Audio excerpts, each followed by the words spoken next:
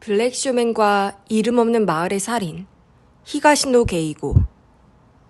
알람 소리에 마요는 눈을 떴다. 팔을 뻗어 머리맡에 있는 스마트폰을 눌러 소리를 껐다. 벌써 오전 7시였다. 커튼 사이로 눈부신 햇살이 새어들어왔다.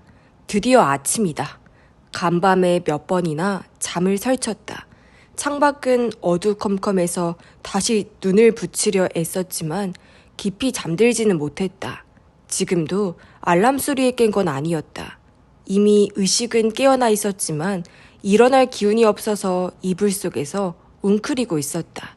마음을 다잡고 이불을 차며 벌떡 일어났다. 바닥에서 자는 건 오랜만이었지만 그 때문에 푹 잠들지 못한 건 아니었다. H의 얼굴이, 안치실에 누운 죽은 아버지의 얼굴이 눈에 달라붙어 떨어지지 않았다. 동시에 생전의 H, 그리고 가족끼리 즐겁게 지냈던 장면이 차례차례 떠올라서 그때마다 지독한 슬픔에 휩싸였다. 아버지는 언제까지나 정정할 것이라고 근거도 없이 그렇게 믿었다.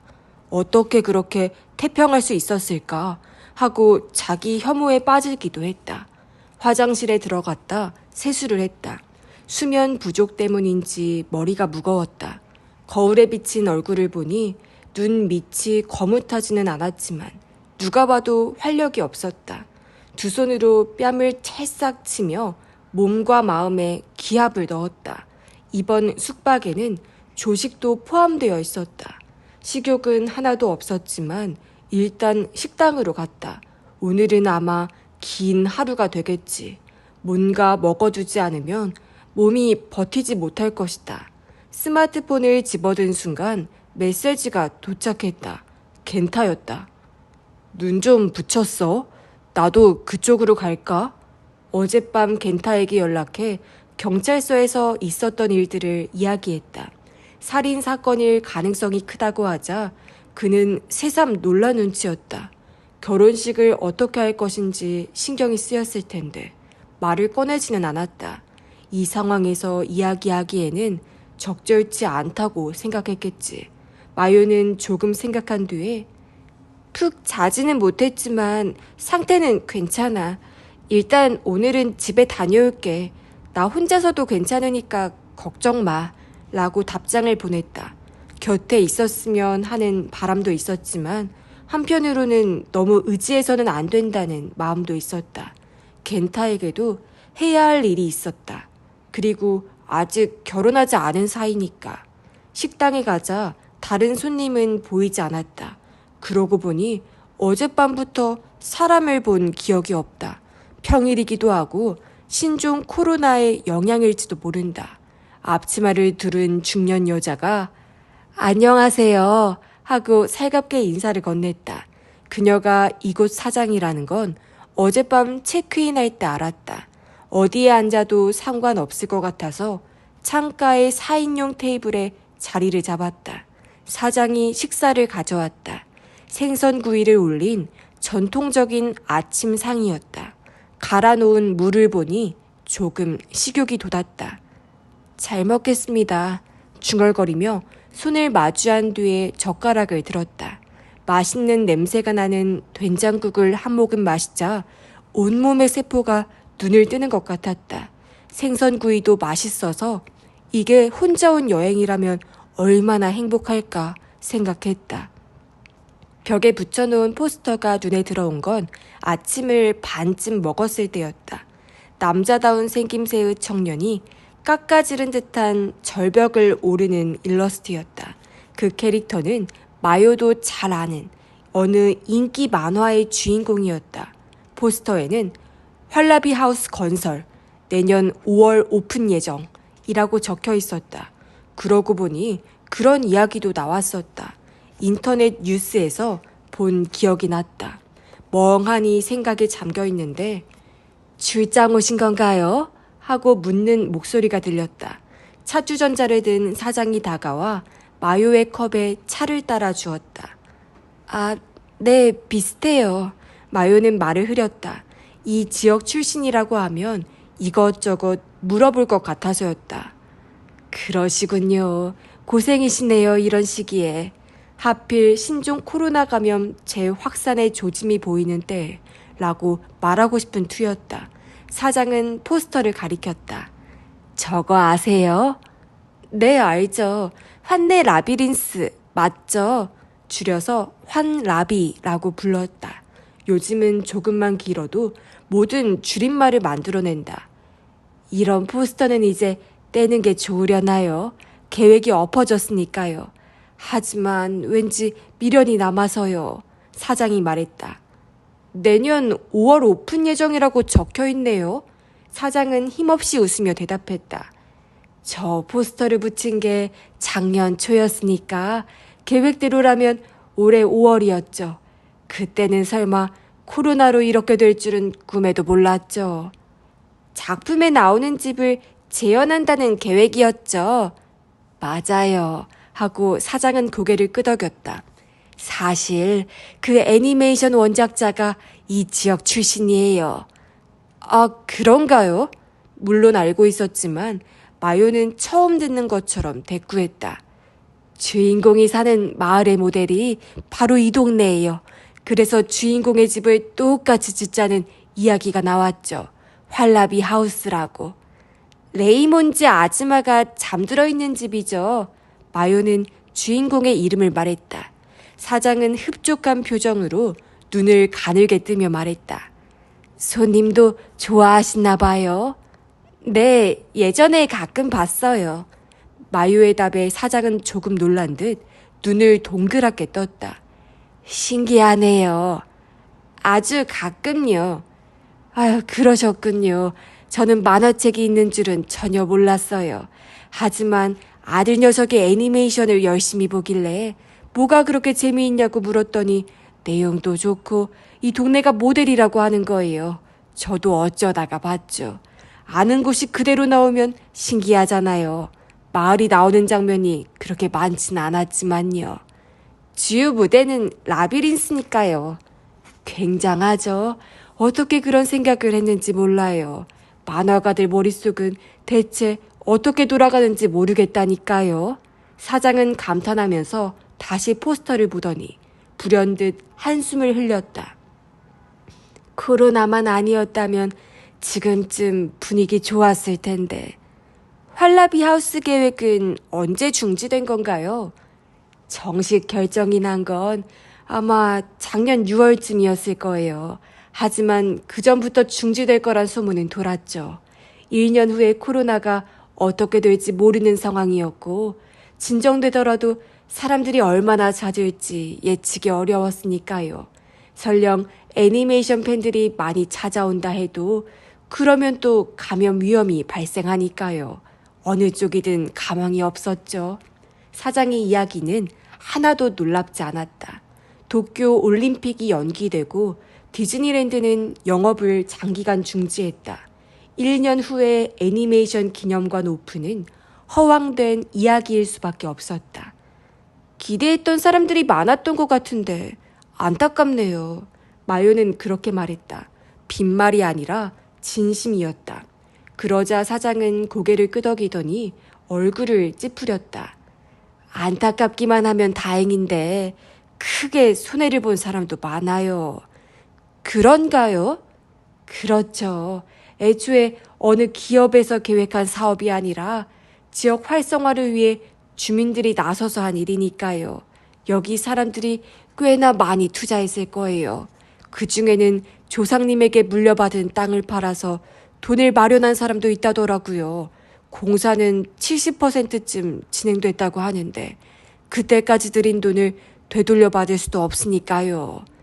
아휴, 그런 일이 있었군요. 태어나 자란 고향 일인데도 전혀 몰랐다. H는 알고 있었을 텐데 도쿄에서 일하는 딸에게 말한들 소용없다고 생각한 걸까? 사장은 벽시계를 올려다보며 당황한 낯으로 손사래를 쳤다. 아유, 어머, 나도 주책이네. 손님한테 쓸데없는 말이나 걸고. 아니에요. 천천히 드세요. 차 필요하면 불러주시고요. 사장은 가벼운 발걸음으로 자리를 떴다. 다시 포스터를 보던 마요는 원작 구기미야 가스키라는 글자를 발견했다. 자그맣고 비쩍 마른 몸에 늘 구부정하게 걷던 모습이 기억 한 구석에서 되살아났다. 구기미야와는 중학교 2학년 때 같은 반이었다. 그 조용한 소년이 전국적으로 화제를 불러일으킨 작품을 만들어냈다니 사람의 앞날이란 정말 예측할 수가 없다.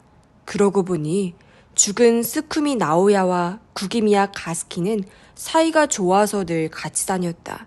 병으로 쓰러지기 전까지 스쿠미 나오야는 반의 중심이었고 구기미야는 스쿠미의 부록이라는 뒷말을 들었다. 모모코의 이야기로는 이번 동창회는 스쿠미 나오야의 추모식도 겸한다고 했다. 그래서 구기미야도 바쁜 와중에 참석할 마음을 먹었는지도 모른다. 식사를 마치고 방으로 돌아와 화장을 하는데 전화가 왔다. 가키탄이었다. 앞으로 1시간쯤 뒤에 호텔로 찾아가려는데 괜찮겠냐고 했다. 마요는 괜찮다고 대답했다. 객실 전화로 프런트에 연락해 숙박 일정을 연장했다. 오늘 도쿄로 올라가기는 어려울 것 같았다. 채비를 맞췄을 즈음 가키타니에게 다시 전화가 왔다. 호텔 앞이라고 했다. 서둘러 나가자 승용차 한 대가 서 있었고 그 옆으로 두 사람이 서 있었다. 가키타니와 처음 보는 젊은 남자였다. 둘 다 양복 차림이었다. 경찰차로 올 줄 알아서 조금 의외이긴 했지만 생각해보니 그러면 너무 눈에 띌 것 같았다. 마유는 뒷좌석에 가키타니와 나란히 앉았다. 젊은 남자는 운전석에 앉았다. 좀 진정되셨습니까? 달리기 시작한 자동차 안에서 가키타니가 그렇게 물었다. 조금요. 힘드실 줄은 압니다만 한시라도 빨리 범인을 체포하기 위해 수사에 협조해 주시면 감사하겠습니다. 그럼요. 저야말로 잘 부탁드립니다. 송구스럽습니다. 그럼 이번 사건에 대해서 뭔가 생각나신 게 있습니까? 사소한 것이라도 상관없습니다만. 그게 어젯밤에도 잘 생각을 해봤는데요. 딱히 짚히는 게 없다고요. 죄송합니다. 죄송하실 일은 아니죠. 그런 경우가 더 많으니까요. 네, 하고 고개를 끄덕이며 가키타니의 말뜻을 생각했다. 그런 경우라니 무슨 말일까? 딱히 이렇다 할 이유도 없이 억울하게 살해되는 사람이 많다는 건가? 아니면 실은 살해당할 동기라는 게 존재했지만 피해자의 가족은 그걸 전혀 모르는 일이 많다는 뜻일까? 마요는 왠지 가키타니가 후자의 뜻으로 한 말이 아닐까 생각했다. 본가를 나와 도쿄에서 생활하는 딸이 고향에 있는 아버지의 모든 것을 파악하고 있을 리 없다고 생각하는 게 틀림없었다. 애석하게도 부정할 수는 없었다. 대학 진학과 동시에 상경했고 그대로 고향에 돌아오지 않고 취직해 도쿄에 정착했다. 귀성하는 건 고작 1년에 한두 번이었고 대부분은 하룻밤 잠만 자고 다시 올라갔다. 아버지의 최근 취미가 무엇이었는지 그런 질문에도 완벽하게 대답하지 못했다. 애초에 마요가 독립하기 전부터 그랬을지도 모른다. 아버지가 하는 일에 관심을 가진 기억이 없다. 아니, 굳이 가지려 하지 않았다고 하는 게 맞겠지. 그렇다고 해서 결코 아버지를 싫어했던 건 아니다. 좋아했고 존경했다. 그저 서로에게 너무 간섭하지 않으려 애썼던 것뿐이다. 가미오 집안은 대대로 이 지역에서 교직에 종사했다. 증조부는 사회 과목 교사였고 조부는 영어 교사였다고 한다. H의 말로는 교사가 아닌 다른 직업은 생각해 본 적이 없어서 대학을 선택할 때 고민했던 건 영문학이냐 일문학이냐 아니면 중문학이냐 그뿐이었다고 한다. 어느 나라든 고전 문학이란 인간 진리의 보고이니 아이들에게 인간으로서 나아갈 길을 가르칠 때 좋은 길잡이가 되리라고 생각했다고 한다. 결국 일본 문학을 택했지만 그것은 가르치는 사람도 배우는 사람도 일본인이니까 라는 단순한 이유에서였다고. 마요가 철들 무렵 H는 이미 지역에서 널리 알려진 존재였다. 증조부나 조부 때부터 알고 지낸 집이 많기도 했지만 그보다 H가 학생 지도에 열정을 쏟기로 유명해서였다. 문제아에게도, 아니 문제를 안고 있기 때문에 더욱 자기 일처럼 상담해준다는 평판을 마유도 몇 번쯤 들어본 적이 있었다. 뿐만 아니라 학생들 입장에 서서 학교 측에 항의한 적도 있었다. 마요는 초등학교 때부터 가미오 선생님 따님이라고 불렸다. 당시에는 싫지 않았다. 그렇게 불릴 때에는 반드시 H를 칭찬하는 말이 따라붙었기 때문이다. 아버지의 칭찬을 듣기 싫어하는 사람이 있을까? 하지만 같은 중학교에 입학한 뒤로는 사정이 달라졌다. 학생 수가 적어서 2학급밖에 없었다. 수업할 때 교단에선 아버지를 보면 마음이 불편해져서 내내 고개를 숙이고 있었다. 가미오 H가 그저 자상하고 말이 잘 통하는 선생이 아니라는 사실도 알았다. 당연하게도 불성실한 학생은 엄하게 지도했다. 사소한 규칙 위반도 그냥 넘어가지 않는 완고한 일면도 있다는 걸 마요는 그때까지 몰랐다. 어느 날 학교에서 돌아오는 길에 같은 반 아이들이 오락실에 있는 걸 보았다. 그중 한 아이가 마요를 보고 친구에게 뭐라고 귓속말을 했다. 불길한 예감은 며칠 뒤에 현실이 되었다. 아이들은 교무실로 불려가 혼이 났다. 동네 주민이 목격하고 학교에 연락했던 모양이었지만 아이들은 믿지 않았다. 마요가 H에게 고자질했다고 억측하고 소문을 퍼뜨렸다. 그날 이후로 몇몇 학생들의 태도가 대면대면해졌다. 물론 싫은 일만 있는 건 아니었다. 학생 중에는 H를 존경하고 따르는 아이들도 적지 않았다. 그들은 다른 학생들을 대하는 것처럼 평범하게 마유를 대했다. 하지만 중학교 생활이 갑갑하지 않았다면 거짓말이다. H의 입장을 고려하면 교칙을 어기는 건 물론 다른 교사들에게 혼나는 일도 절대 없어야 했다. 성적도 어느 정도는 좋아야 했고 학교에 불만이 있어도 입 밖으로 내지 않아야 했다. 그리고 무엇보다 눈에 띄지 않도록 늘 신경을 써야 했다. 말없고 수수한 모범생, 그것이 중학 시절의 마요가 연기해야 했던 캐릭터다. 당연히 H와도 거리를 두었다. 아마 H도 알아채고 딸의 심정을 헤아렸을 것이다. 집에 있을 때도 특별히 부녀지간으로 돌아가려 하지 않았던 것 같다. 설교나 훈계는 일절하지 않고 아직 중학생인데도 자식을 어른으로 대하려 했다. 그 관계는 마요가 고등학교에 진학한 뒤로도 이어졌다. H 입장에서는 갑자기 평범한 아버지로 돌아가는데 거부감이 있었을지도 모른다. 마요 역시 이제 와서 어리광을 부리기도 망설여졌다. 고등학교에 다니던 3년 내내 부녀 관계는 그런 식이었다. 그리고 거기서부터 관계는 한 발짝도 좁혀지지 못한 채 오늘에 이르렀다. 그러다 보니 마유는 H에 대해 아무것도 몰랐다. 아버지가 살해되었는데도 경찰에 할 수 있는 이야기가 아무것도 없었다. 승용차는 마요가 잘 아는 곳에 도착했다. 길에 경찰차와 승합차형 경찰 차량이 여러 대 세워져 있었고 집 앞에는 제복경찰 2명이 서 있었다. 차에서 내린 마요는 생가를 바라보며 심호흡을 했다. 산 울타리에 에워싸인 낡은 전통가옥은 마요의 할아버지가 지으신 집이다. 몇 년 주기로 외벽이나 지붕을 수리해 온 까닭에 곳곳에서 서양식과 일본식이 혼합된 부분을 찾아볼 수 있었다. 이런 식으로 새삼스레 보는 건 오랜만이었는데 건축사로서 기묘한 분위기가 있는 집이라고 느꼈다. 세워져 있던 경찰 차량의 문이 열렸다. 안에서 나온 건 양복 차림의 남자들이었다. 거의 모두가 마스크를 쓰고 있었다. 예전이었다면 으스스했겠지만 전 세계에 코로나가 확산된 지금은 이미 익숙해진 풍경이었다. 한 남자가 마요에게 다가왔다. 마스크는 쓰지 않았는데 여우처럼 가느다란 실눈이 인상적이었다.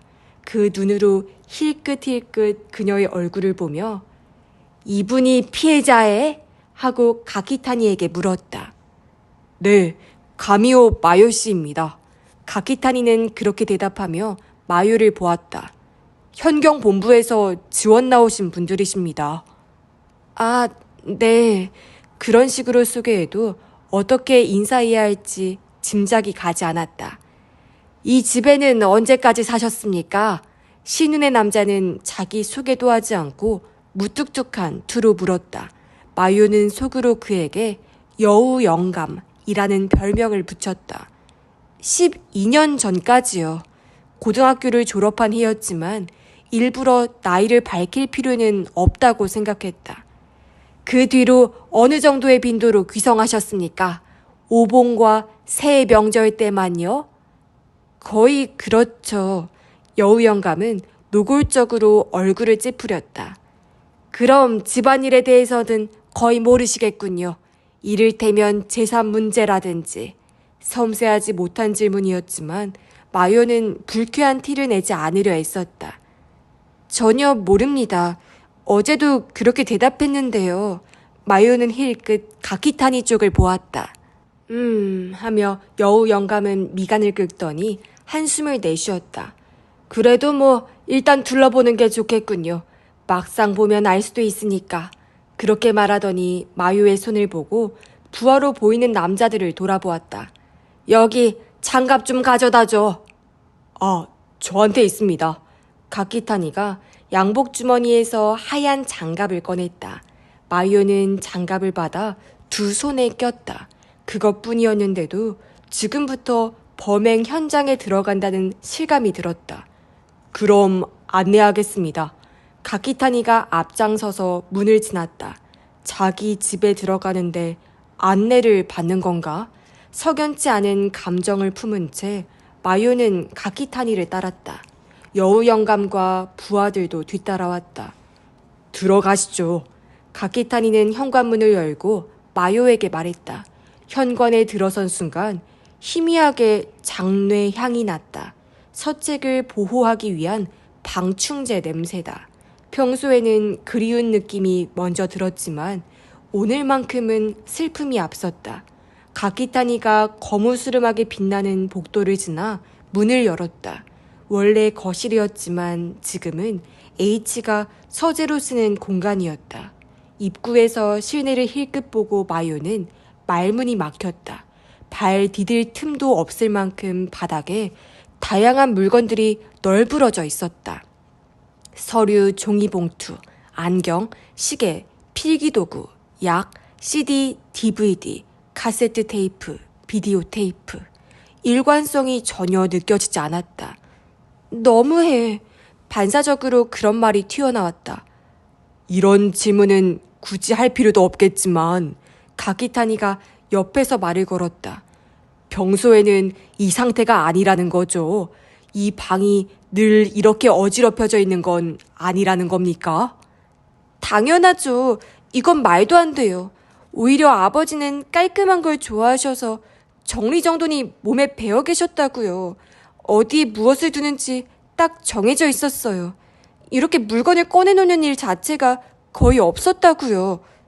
그렇겠죠. 제 기억 속의 가미오 선생님 이미지도 그렇습니다. 마요는 신중히 실내에 발을 디뎠다. 10평 남짓한 거실에는 테이블과 소파 그리고 책상이 적당한 간격을 두고 배치되어 있었다. 하지만 이 방의 특징은 뭐라 해도 벽 쪽에 설치한 붙박이 책장이었다. 할아버지가 집을 지으면서 같이 맞춘 것이라는데 높이가 천장까지 이르렀다. 맨 위에는 주로 영미 원서가 꽂혀 있었는데 할아버지가 모은 것이었다. 그 아랫단부터는 거의 H의 책으로 일본 문학 중심이었다. 구석에는 학교에 관련된 파일이 H답게 가지런히 연도별로 정리되어 있었다. 중간부터 아랫단에는 문이 달려 있었는데 대부분이 열려 있었다. 텅 비어있는 단이 여럿 보였다. 여우 영감이 두 손을 주머니에 넣고 책장으로 다가갔다. 바닥에 널려있는 물건들의 대부분은 이 안에 수납되어 있었다. 그렇게 생각해도 될까요? 그는 그렇게 말하며 마유를 돌아봤다. 그럴 거예요. 저도 잘은 모르지만요. 문이 달린 단의 H는 주로 서류 외의 것들을 넣어두었다. 방대한 음반과 영상물 컬렉션도 그 일부를 차지했다. H는 문학뿐 아니라 음악이나 영화 감상도 취미였다. 뭔가 없어진 게 있습니까? 특히 귀중품이나 피해자가 소중히 여겼던 물건이라든지요. 여우 영감이 물었다. 마유는 책장과 바닥에 널려있는 물건들을 번갈아 바라보더니 힘없이 고개를 숙였다. 솔직히 저는 잘 모르겠어요. 어디에 무엇이 들어있었는지 정확히 파악하고 있던 건 아니니까요.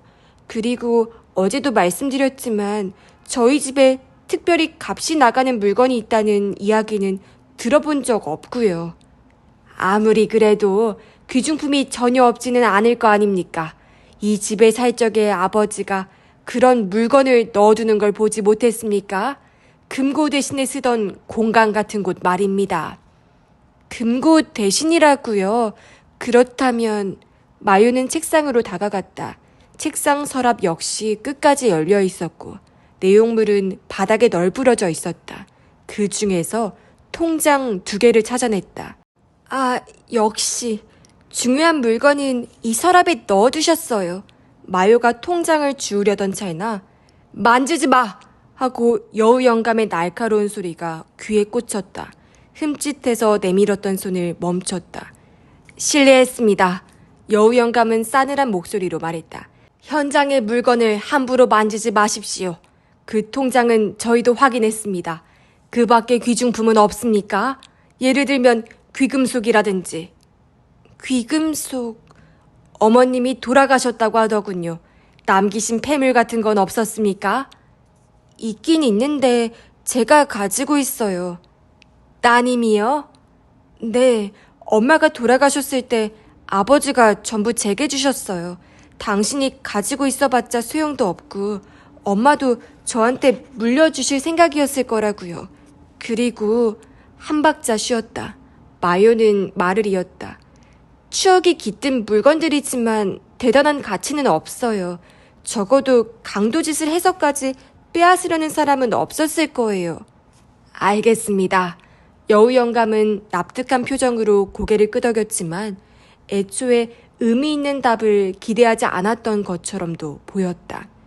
굳이 귀중품을 찾자면 마요는 책장을 올려다보았다. 책이겠네요. 책이요? 네, 할아버지도 아버지도 문학자라 동서고금의 책들을 수집하셨거든요. 어쩌면 그 중에 귀중한 책이 있었을지도 몰라요. 아, 네. 심드렁한 표정으로 여우 영감은 책장을 둘러보았다. 겉보기에는 건드린 흔적은 없는데요. 범인도 책에는 관심이 없었던 모양이군요. 네, 그런 것 같네요. 마요가 책장에서 시선을 돌렸을 때였다. 뭡니까? 방 밖에서 목소리가 들렸다. 지금 경찰 수사 중입니다. 멋대로 들어오시면 안 됩니다. 멋대로 들어온 게 누군데? 대체 누구 허락을 받고 이러는 거지? 반박하는 소리가 들렸다. 마요는 헉 하고 숨을 삼켰다. 귀에 익은 목소리였다. 하지만 설마... 여우 영감은 미간을 찌푸리며 복도 쪽을 보았다. 무슨 일이지? 아니요, 저기 이 집에 사신다는 분이... 부하가 대답했다. 이 집에 산다고? 비켜, 몇 번 말이야 알아듣나. 왜 이렇게들 모여있는 거지? 다들 코로나 바이러스 항체 보유자라도 돼? 내뱉듯이 말하며 형사들을 해치고 한 남자가 모습을 드러냈다.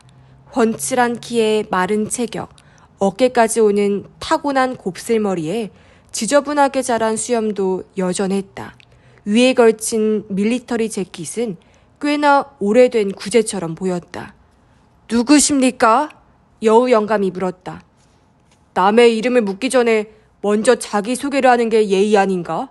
뭐 아무튼 아까부터 계속 이 얼간이들한테 말했는데 난 이 집에 사는 사람이다. 거짓말 같으면 구청이든 어디든 물어봐. 말이 빨랐지만 그래도 여전히 발음은 좋았다. 태생적인 것인지 아니면 훈련의 산물인지 마유로서는 알 도리가 없었지만 옆에 있던 가키타니가 아 하고 말문을 열었다. 혹시 여우 영감이 의아한 표정으로 가키타니를 보았다. 오늘 아침 부하를 시켜서 이 집에 주민등록을 떼어봤습니다. 그랬더니 분명 피해자 말고도 기재된 세대원이 있더군요. 가키타니는 안주머니에서 수첩을 꺼내 펼쳤다. 가미오 다케시 씨 되십니까? 가미오 H씨의 동생이신 밀리터리 재킷의 남자 마유의 삼촌 가미오 다케시는 불만스레 입을 실룩거리며 가키타니를 보았다. 거기까지 조사했으면 왜 현관에 있는 바보들한테 일러두지 않았지? 덕분에 쓸데없는 신랑이라 했잖아. 그게 설마 오늘 돌아오실 줄은. 내 집에 언제 돌아오든 내 마음이지. 그리고 당신들에게는 우리 집에 함부로 들어올 권리가 없어. 당장 나가주실까? 다케시는 문을 가리켰다.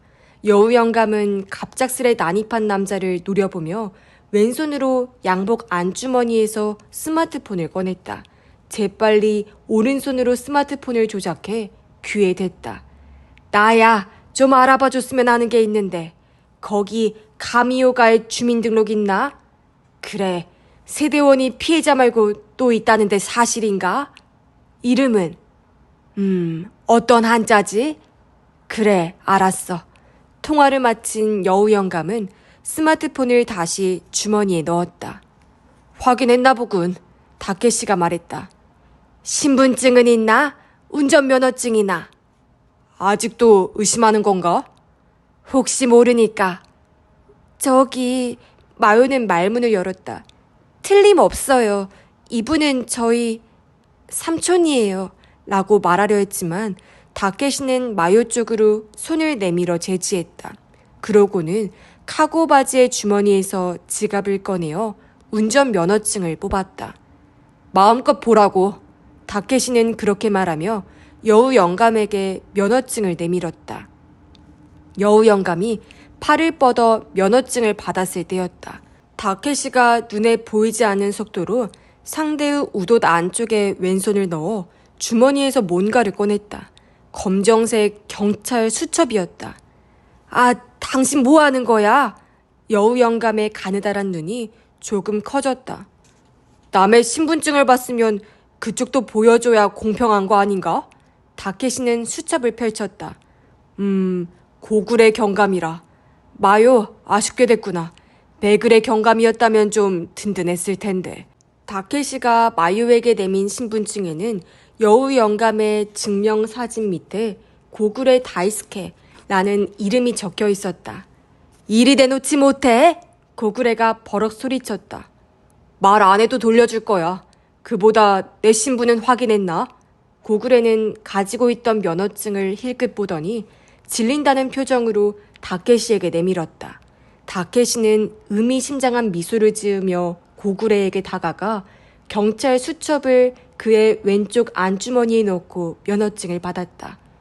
그럼 다시 묻겠는데 남의 집에 멋대로 들어와서 못 들하고 있는 거지? 지갑을 주머니에 다시 넣으며 다케시가 물었다.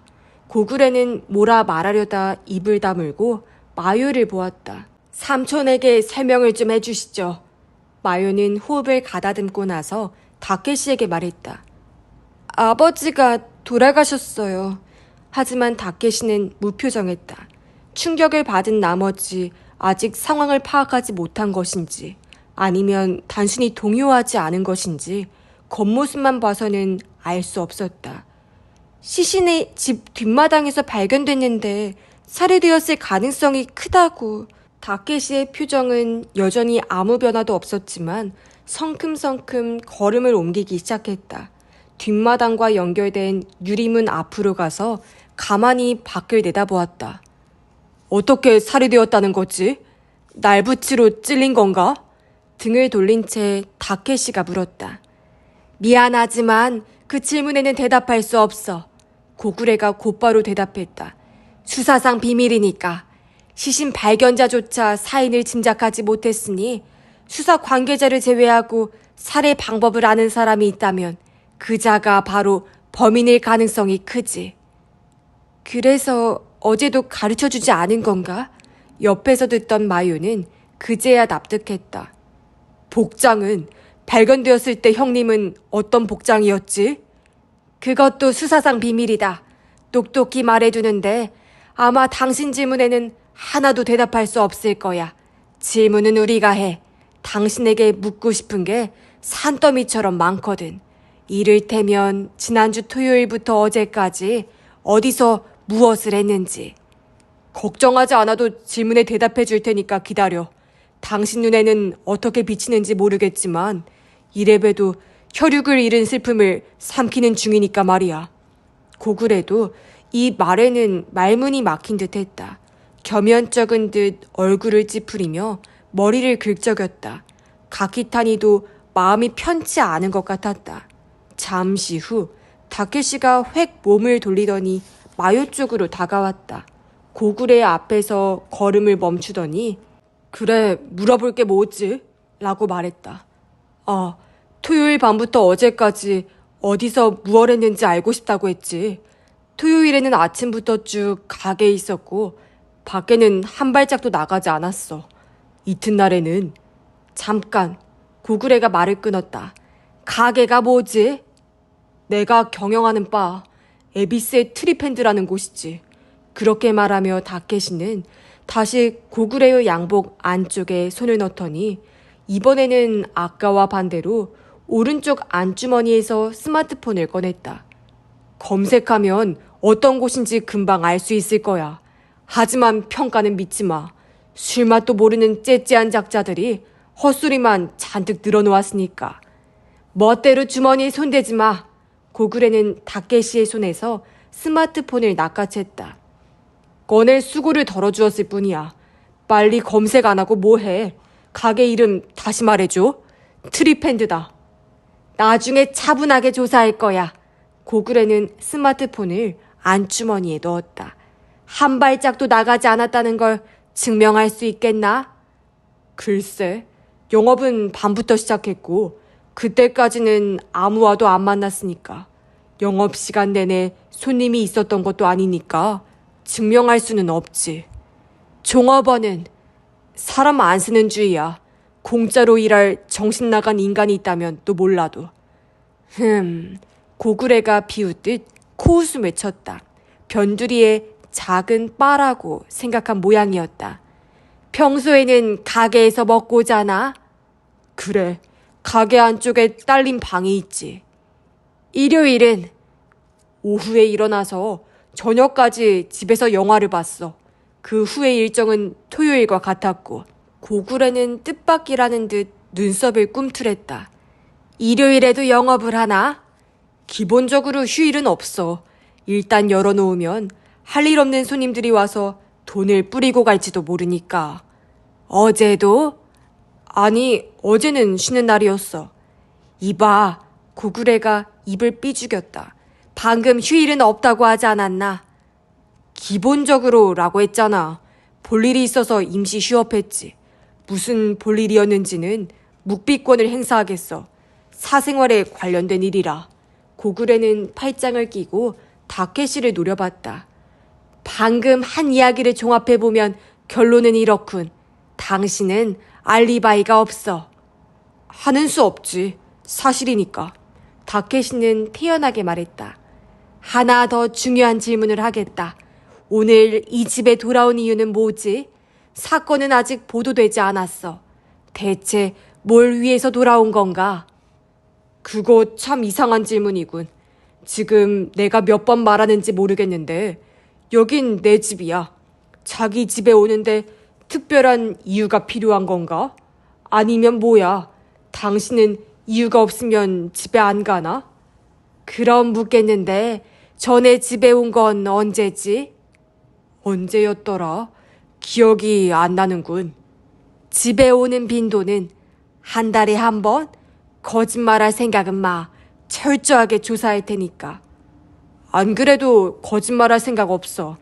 한 2년 만에 온 것 같군. 왠지 집에 오고 싶어서. 왠지? 그걸로 납득할 것 같나? 당신이 납득을 하든 안 하든 나랑은 상관없지. 왠지 그랬어. 이유가 꼭 필요하다면 예감이 들었다고나 할까? 예감이 들었다고? 이 집에서 뭔가 불길한 일이 일어나고 있는 것 같은 느낌이 들었어. 그래서 왔더니 집 앞에 경찰차가 서 있더군. 내 예감이 맞은 거지. 고구려의 가느다란 눈에 의혹의 빛이 떠올라 있었다. 다케시의 이야기를 믿지 않는 게 분명했다. 뭐 오늘은 그런 걸로 해두지. 하지만 마음이 바뀌어서 정정하고 싶으면 언제든 말하도록 이야기를 들어줄 테니. 다케시는 코웃음을 쳤다. 그런 날은 영원히 오지 않을걸? 과연 그럴까? 당신이 대경실색해서 황급히 변명을 둘러대는 날이 올 것 같은데. 그럼 내기할까? 오지 않은 쪽에 10만엔, 100만엔이라고 하고 싶지만 지방 공무원에게는 너무 부담스러운 금액일 테니까. 그 내기 받아들이고 싶지만 유감스럽게도 경찰관은 도박 금지라서. 운이 좋았군.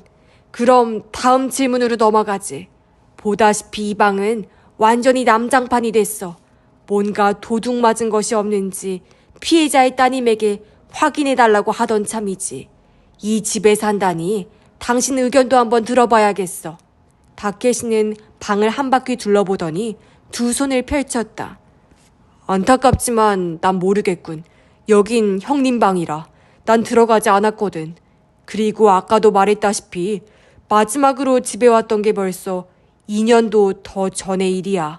뭔가 없어진 걸 알아챘더라도 이번에 도둑 맞은 건지 아니면 형님이 처분한 건지 나는 모르지. 그럼 이 방이 아니라도 상관없어. 이 집에 뭔가 귀중품이 있나? 갑오 같은 거라도. 갑오? 조상대대로 물려받은 도자기나 족자 같은 거? 그런 게 있나? 잘은 모르지만 아마 없을걸? 아버지도 형님도 그런 취미는 없었으니까. 두 사람의 공통점은 책을 좋아한다는 거지. 다케시는 책장을 가리켰다. 고구레는 책장에 힐끗 눈길을 주더니 다시 다케시를 보았다. 당신은 나한테 골동품을 모으는 취미가 있을 것처럼 보이나? 이 집에 값 나가는 물건을 두지는 않았냐고 묻는 거야. 주소는 여기지만 이 집에 당신 방이 있나? 2층 남쪽 방인데 설마 멋대로 뒤진 건 아니겠지? 아니 저기 그게. 가키타니가 당황한 표정을 지으며 앞으로 나섰다.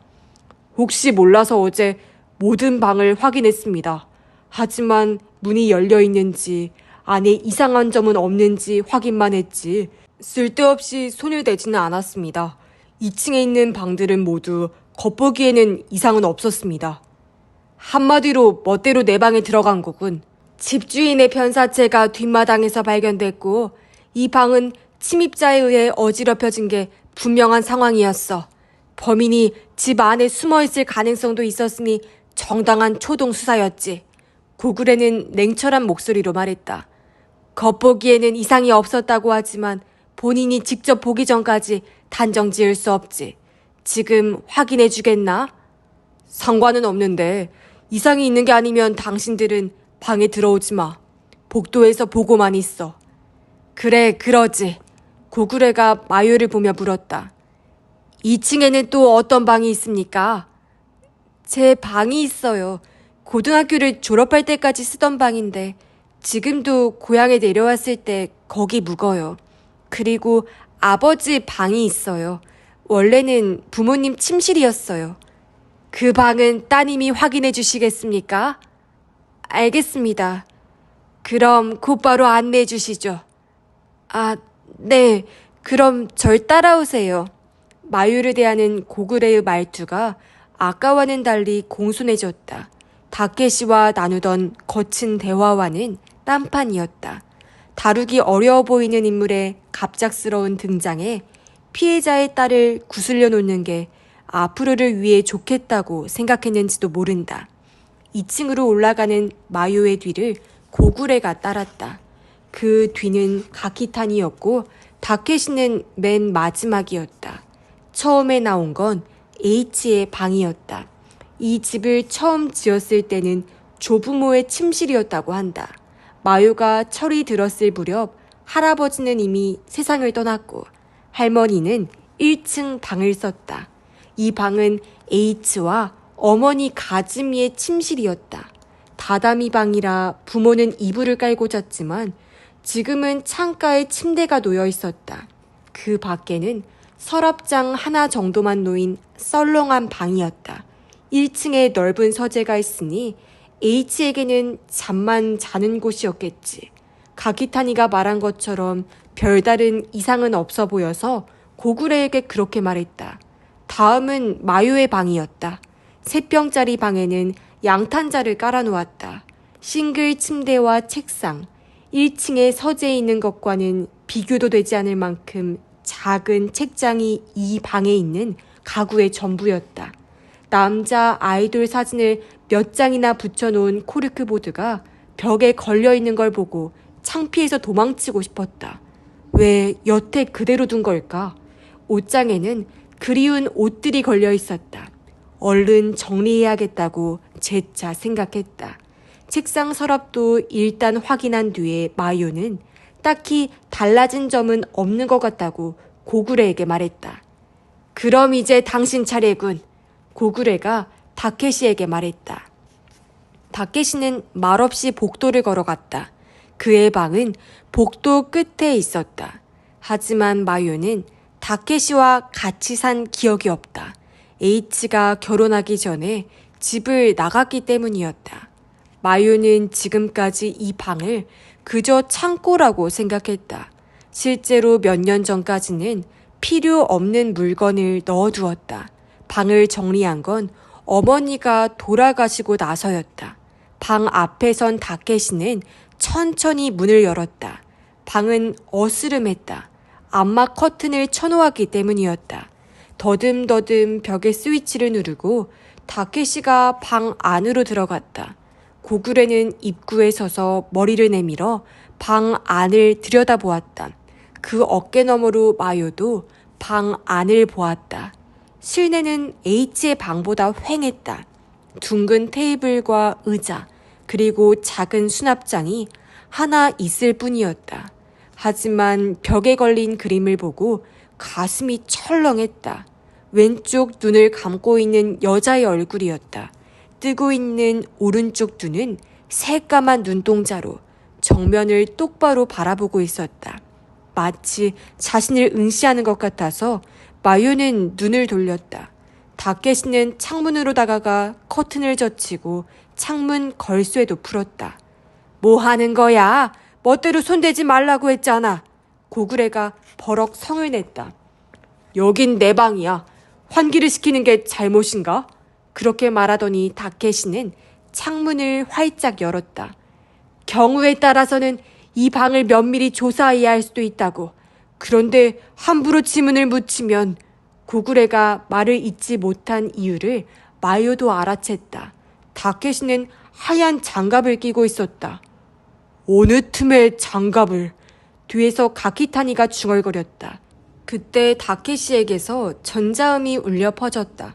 스마트폰 같았지만 그는 개의치 않고 그냥 두었다. 이제 속이 시원하신가? 이 방에 별 이상은 없는 것 같군. 저 수납장 속은? 고구레가 물었다. 열어서 확인하지 않아도 되나? 그럴 필요 없어. 없어진 건 아무것도 없으니까. 어떻게 열어보지도 않고 단언할 수가 있지? 이유는 저 친구한테 물어보지. 다케시는 가키타니를 가리켰다. 고구레가 의아한 표정으로 뒤를 돌아봤다. 아, 네, 맞습니다. 저 수납장 안엔 무사할 겁니다. 가키타니는 허둥대며 대답했다. 잠겨 있거든요. 잠겨 있다고? 이거. 다케시가 열쇠고리를 들며 말했다. 작은 열쇠가 흔들거리고 있었다. 이게 없으면 못 여는 수납장이야. 열쇠 구멍을 부순 흔적이 없는 걸 보니 아무 일도 없었겠지. 그렇게 말하고 허리를 굽혀 수납장의 손잡이를 잡아당겼지만 꿈쩍도 하지 않았다. 말문이 막혔는지 고구려는 불쾌한 듯 입술을 비죽이며 턱을 들었다. 알아들은 것 같으니 그만 나가들 주실까? 환기도 다 끝났으니까. 다케시는 창문을 닫고 걸쇠를 잠근 뒤에 진 회색 커튼을 다시 쳤다. 현장을 최대한 보존하고 싶으니 당분간 이 집에 드나드시면 안 됩니다. 그 말과 함께 마요가 수사관들에게서 풀려난 건 점심이 지나서였다. 왔을 때처럼 가키타니가 호텔까지 데려다 준다고 했을 때 다케시가 지금 어디에 묵느냐고 물었다. 호텔 마루미야라고 대답하자 잠시 생각에 잠겼다 고개를 끄덕였다. 별로 좋은 숙소는 아니지만 뭐 나도 거기로 가야겠군. 같이 가자. 나는 상관없는데. 마요는 가키타니를 보았다. 그러시죠. 그럼 전 앞에 타겠습니다. 가키타니는 조수석 문을 열었다. 마요가 뒷좌석 문을 열고 차에 타자 이어서 다케시가 올라탔다. 가키타니 계장은 말이 통하는 사람이라 다행이군. 별 말씀을요. 명함 한 장 주겠나? 무슨 일 생기면 연락하게. 아, 여기 있습니다. 가키타니가 건넨 명함을 다케시는 빤히 바라보았다. 혹시나 해서 묻는 건데 우리 숙박비는 수사비에서 대주는 거겠지? 그 물음에 화들짝 놀란 마요는 저도 모르게 삼촌의 얼굴을 보았다. 하지만 다케시는 딱히 이상한 소리를 했다고 생각하지 않는 눈치였다. 아, 네? 아니, 그건 좀... 가키타니는 말을 흐렸다. 왜지? 수사에 협조하려고 우린 집까지 제공했는데 당연히 보상해 주어야 하는 거 아닌가? 일단 총무과의 물어는 보겠습니다. 잘 부탁하네, 가키타니 계장. 그 결과에 따라 오늘 저녁 메뉴가 달라질 테니까. 다케시는 천연덕스럽게 말했다. 경찰에서 비용을 부담한다면 고급 요리를 먹을 작정인 것 같았다. 그나저나 마유는 고개를 갸웃거렸다. 다케시는 명함을 받기도 전에 가키타니의 이름을 불렀다. 게다가 계장이라는 직함까지 알고 있었다. 언제 알아낸 걸까? 가키타니가 자기 소개를 한 적이 있었던가? 이내 차는 호텔 마루미야 앞에 도착했다. 앞으로도 협조를 부탁한다는 말을 듣고 나서 마유와 다케시는 차에서 내렸다. 정문으로 들어가자 카운터에 있는 호텔 사장의 모습이 보였다. 다녀오셨어요? 싹싹한 목소리로 말을 붙여왔다. 설마 살인사건의 현장 검증에 입회하고 오는 길인 줄은 상상도 못했겠지. 방 열쇠를 받고 오늘 밤부터 저희 삼촌도 여기 묵으실 건데요. 라고 말했다. 방 있나요? 사장의 미소에 다소 당혹스러운 기색이 어렸다. 컴퓨터 화면을 들여다보더니 고개를 들며 말했다. 네, 방이 있네요. 제일 좋은 방으로 주시오. 다케시가 말했다. 로열 스페셜 스위트나 프레지덴셜 스위트 같은 건 없나? 사장의 얼굴에서 웃음기가 사라졌다. 스위트룸은 있습니다만 2분 이상만 숙박 가능하십니다. 혼자 오신 손님의 경우에는 저희가 제공해드릴 수 있는 방이 정해져 있어서요. 다케시는 치 하고 혀를 찼다. 코로나 때문에 어차피 우리 말고 다른 손님도 없잖아. 돈 좀 쓰겠다는데 장사할 마음이 없는 건지 있는 건지 하는 수 없지. 그 방으로 줘. 죄송합니다. 그럼 여기에 기 부탁드립니다. 사장이 숙박표를 내밀었다. 숙박 수속은 끝났지만 체크인까지 아직 여유가 있는 것 같았다. 다케시가 배가 고프다고 해서 호텔에 있는 레스토랑에서 점심을 먹기로 했다. 아침과 마찬가지로 식욕이 없었지만 메뉴를 보니 먹을 수 있을 만한 게 있어서 도로로 소바, 즉 말을 갈아 넣은 메밀국수를 골랐다. 다케시는 닭꼬치 정식과 생맥주를 주문했다. 지금 이 상황에서 고기가 먹고 싶어요. 마요는 혀를 내두르며 말했다. 거기다 맥주까지? 혈육이 죽었는데. 불만이냐? 불만이라기보다는 이상하잖아요. 보통 그런 일을 당하면 충격을 받아서 밥이 넘어가지도 않을 텐데. 그렇게 말하며 마요는 다케시의 냉랭한 표정을 보고 퍼뜩 정신이 들었다. 혹시 진작 알고 있었던 거예요? 아버지가 돌아가신 거. 하지만 다케시는 말없이 팔짱을 끼더니 눈을 감았다. 대답할 생각은 없어 보였다. 삼촌, 마요는 테이블을 내리쳤다. 듣고 있어요? 시끄럽다. 잠도 제대로 못 자서 피곤해 죽겠는데. 대답해요. 왜 갑자기 돌아온 거죠? 지금까지 이런 적 없었잖아. 아까 한 이야기 못 들었어? 예감이 안 좋았다고 했잖아. 못 믿어요. 사실대로 말해줘요. 무엇 때문에? 너하고 상관없는 일이다. 신경이 쓰이니까요. 부탁이에요. 알려줘요. 마요는 두 손을 모으며 애원했지만 다케시는 묵묵부답이었다. 이내 음식이 나왔다. 그제야 다케시도 눈을 뜨고 생맥주 잔을 집어들었다. 그러고는 닭꼬치까지 먹으며 고개를 끄덕였다. 맛은 뭐 나쁘지 않군. 가격에 걸맞은가 하면 이야기가 달라지겠지만.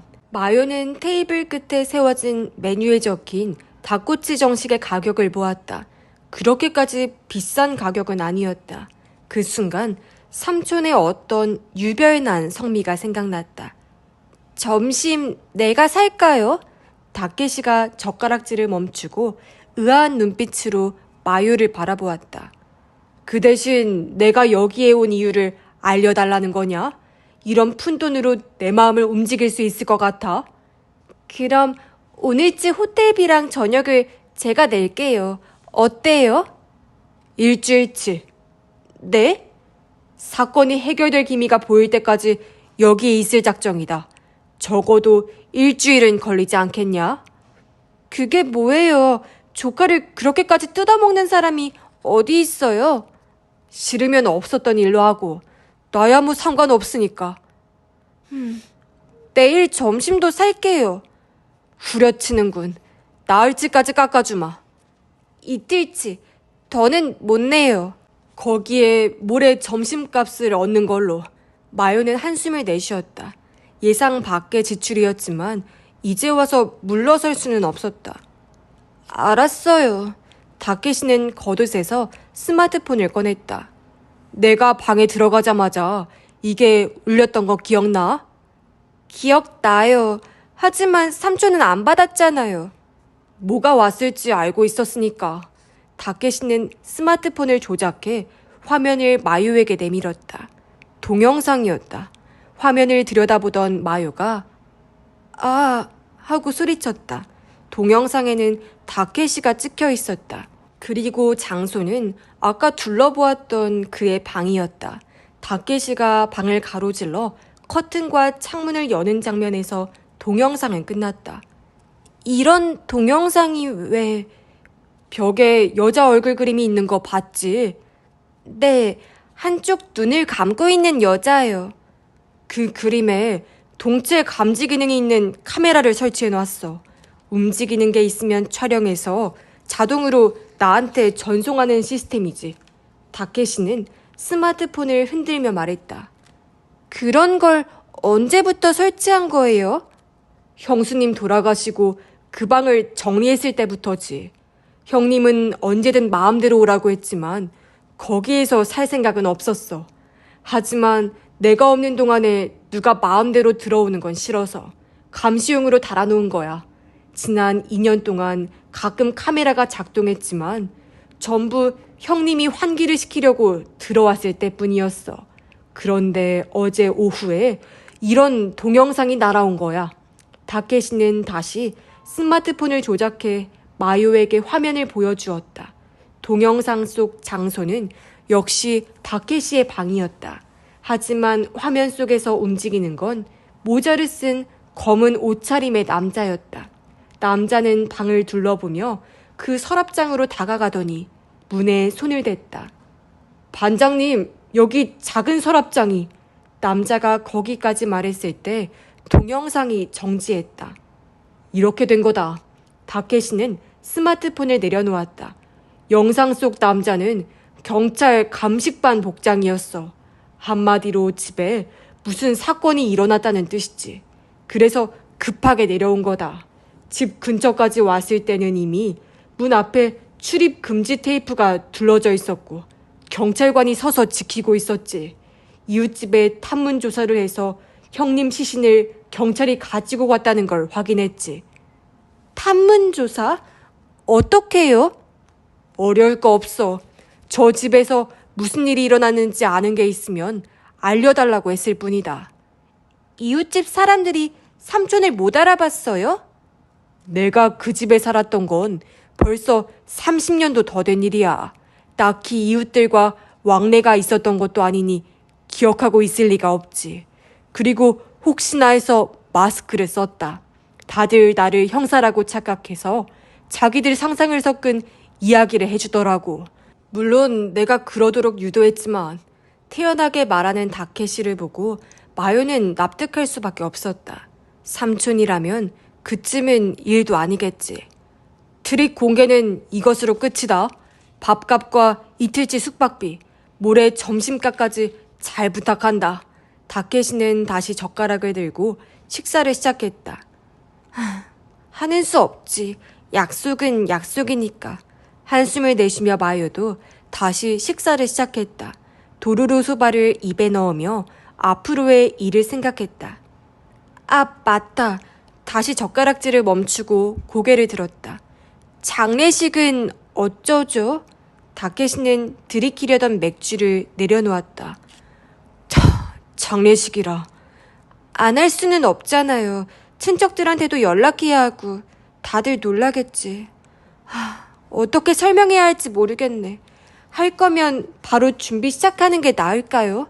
하지만 시신도 아직 경찰서에 있고 어떻게 하면 될까요? 부검을 한다던데 시신은 언제 돌려줄 건지. 빠르면 오늘 밤, 늦어도 내일이면 돌려줄 거야. 다케시가 딱 잘라 대답했다. 그걸 어떻게 알아요? 부검은 벌써 끝났을 테니까. 현립대학 법의학 교실에서는 빨리 시신을 찾아가기를 바라겠지. 끝났다고요? 삼촌이 그걸 어떻게 알아요? 수사 책임자의 스마트폰으로 연락이 왔더라고. 수사 책임자? 스마트폰이요? 여우를 닮은 고구려의 얼굴이 마요의 머릿속에 떠올랐다. 그 남자와 다케시가 주고받은 대화를 되짚어보자 아! 하는 소리가 튀어나왔다. 혹시 그때 고구려 경감의 안주머니에서 경찰 수첩을 빼냈잖아요. 그때 다른 주머니에서 스마트폰을 훔쳤구나. 정확하게는 경찰 수첩을 녀석의 주머니에 되돌려 놓을 때지. 그리고 훔쳤다니 되게 거북하구나. 잠깐 빌린 것뿐이야. 그 인간이 유족들에게 수사 정보를 공개할 것 같지는 않아서 말이다. 예상대로 살해 방법도 형님이 살해됐을 때의 복장도 철저하게 비밀에 붙이더군. 그런 몰인정한 놈의 개인정보는 보호해줄 필요가 없어. 마요는 다케시가 뒷마당을 바라보며 그런 질문을 했었던 걸 떠올렸다. 그때 다케시의 손에는 고구려의 스마트폰이 있었다. 그 후에 자신이 경영하는 트리펜드라는 바에 대해서 이야기했을 때 검색해보라며 고구려의 주머니에서 스마트폰을 꺼낸 것처럼 보였다. 사실은 그 전부터 계속 가지고 있던 것이다. 그 스마트폰 안 잠겨 있었던 거예요? 아니, 일단 암호를 입력하라던데. 그럼 어떻게 풀었어요? 어떻게긴 암호를 입력했지. 아니, 내 신상을 확인하려고 스마트폰으로 전화했잖아. 그때 보고 번호를 외웠지. 그때 일은 마요도 기억났다. 하지만 삼촌 있는 데서 화면이 안 보였을 텐데 라고 말하기 전에 다케시는 집게 손가락을 세웠다. 그러고는 허공에 손을 움직이며 말했다. 화면은 안 보여도 조작하는 손과 눈동자의 움직임을 보면 어린애라도 번호쯤은 알아낼 수 있지. 덤덤하게 말하더니 다케시는 다시 닭꼬치에 손을 뻗었다. 그런 거였구나. 마요는 그제야 납득이 되었다. 다른 사람에게 같은 이야기를 들어도 설마 하며 믿지 않았을 것이다. 하지만 형사 행세를 하며 이웃 사람들에게 탐문 조사를 한 것과 마찬가지로 이 사람에게 그쯤은 식은 죽 먹기다. 그러고 보니 가키타니의 이름과 직함을 알고 있었던 것도 고구려의 스마트폰에서 엿본 것일까? 그 말을 하니 뭐 그렇지 라고 대답했다. 관할서 연락처에 형사계 가키타니 라고 적혀 있더라고. 고구려는 경감이니까 같은 계급이면 서로 신경 쓸 게 많아지겠지. 그렇다고 말단을 붙였다가는 빈정이 상할 테고. 그러니까 가키타니의 계급은 경위, 직함은 계장이겠거니 했지. 마요는 별거 아니라는 듯 말하는 삼촌의 얼굴을 바라보았다. 나름대로 논리적이었다. 대단하네요. 마요는 그렇게 말했다. 역시 사무라이. 쿵. 유란한 소리를 내며 다케시는 맥주잔을 거치게 내려놓더니 마요를 노려보았다. 그 이름 말하지 마. 왜요? 아무튼 입이 찢어져도 말하지 마. 마요는 어깨를 으쓱했다. 사무라이 첸, 삼촌이 마술사였을 적의 예명이다.